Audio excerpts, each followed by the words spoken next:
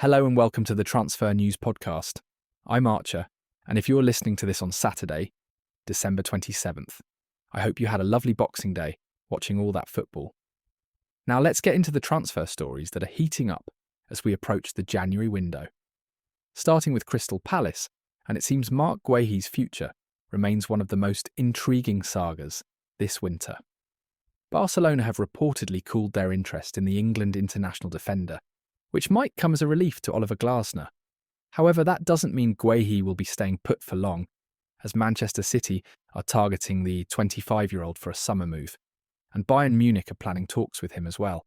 It's shaping up to be quite the bidding war when the time comes, and Guehi certainly shouldn't rush any decision with this many suitors circling. Staying with defenders, Bournemouth's Marcos Senesi is attracting attention from La Liga, with two Spanish clubs reportedly battling for his signature.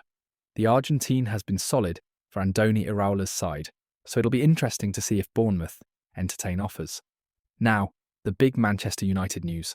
Conor Gallagher could be heading to Old Trafford on loan, which would be a fascinating move considering his situation at Chelsea under Enzo Maresca. United are also plotting a move for Bournemouth winger Antoine Semenyo in January, though some pundits are questioning whether he's the right fit for what Ruben Amorim needs.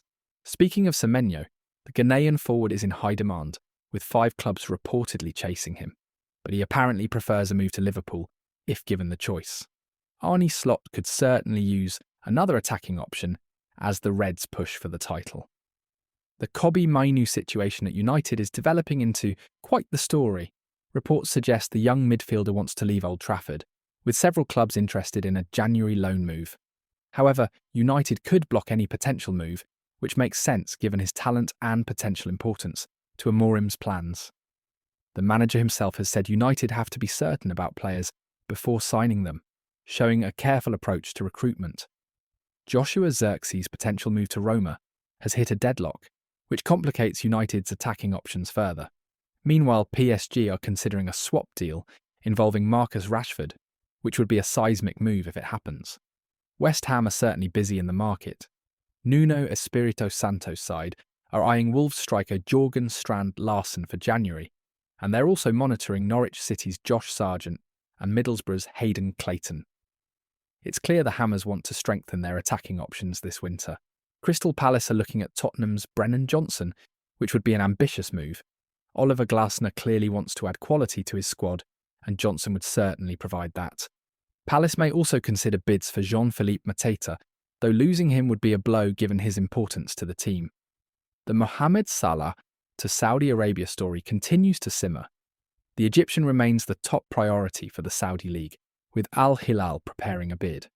Reports suggest Salah could still make the move, even as he continues to shine for Liverpool. It's a situation that Arne Slot will be monitoring very carefully as the window approaches.